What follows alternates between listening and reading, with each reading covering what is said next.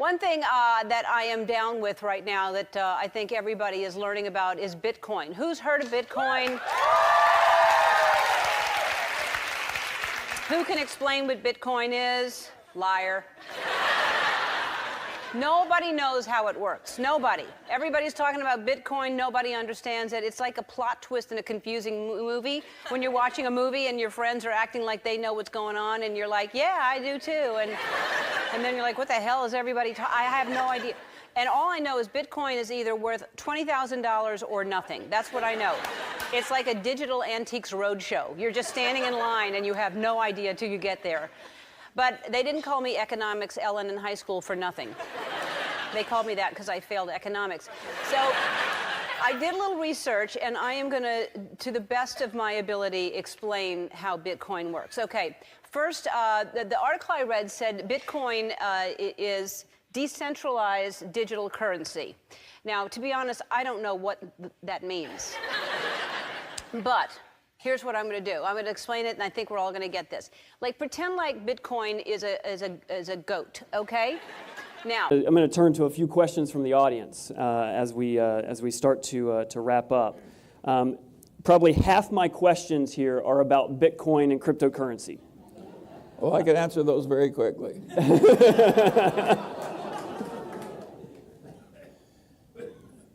I think it's perfectly asinine to even pause to think about them. You know, it's one thing to think that gold has some marvelous store of value because man has no way of inventing more gold or getting it very easily. So it has the advantage of rarity. Believe me, man is capable of somehow creating more Bitcoin. Senator Warner. I usually agree with my friend from Louisiana. But I think we may be on top of something that is transformational. And I don't think you can separate the underlying distributed ledger or blockchain from some of these crypto assets. And if we had the same rate of increase that the next 2 years that we've had the last couple of years, we're talking now a couple $100 billion, we'd be at north of $20 trillion caught up in this area by 2020. And I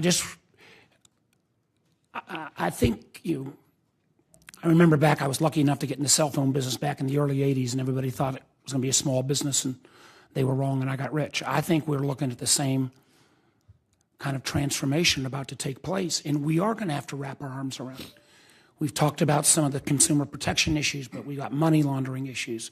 We've got cybersecurity issues. A third of the Bitcoin exchanges have been cyber hacked between 2009 and 2015. I'm not exactly sure what the right regime ought to be, but I would argue that, well, I commend the Treasury Secretary for putting a working group together, but I would argue this is the reason we created FSOC in the first place, that this rises potentially to the level of a systemically relevant event. And I'd just be curious whether you believe, and I commend what both of you are trying to do, but whether this ought to elevate to an FSOC level analysis. So, Senator, I had the same question you had, which is there's a big rise here. If it does keep going, is this a systemic issue? Which is one of the reasons we brought it up at FSOC, talked about it at FSOC. I again commend the Treasury